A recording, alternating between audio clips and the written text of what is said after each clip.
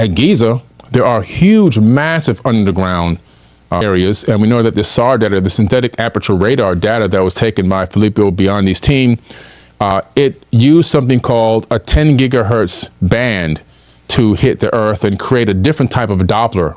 So not the standard ground penetrating radar technology. That's why everyone kind of tried to dismiss it right away, because ground penetrating radar can't go down miles beneath solid rock.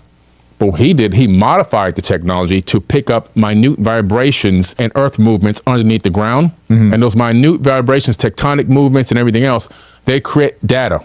Those vibrations, data were sent then to a computer. The computer then renders an image as to what's empty space and what's full space and gives you an image of what's down there.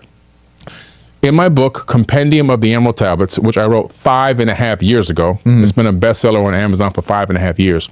I think I've been #1, and I flip-flop between #1 and 2 with Graham Hancock's book in the same category.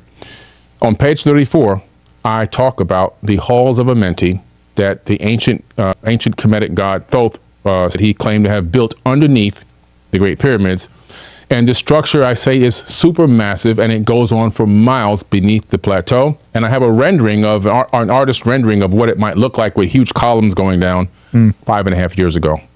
So I was already ahead of history. And then I have a quote from Herodotus, from the great Greeks in there, who talked about the fact that when he had visited at the time, he had a chance to be taken down just to see what was beneath there.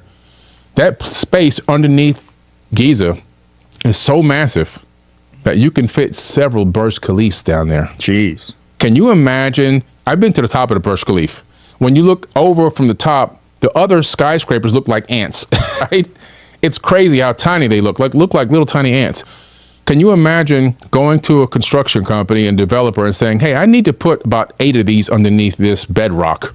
And they're going to look at you and they're going to laugh. And they say, well, you have $100 trillion in 25 or 30 years and invest in some new tech that we can utilize to build this, because we don't have it right now.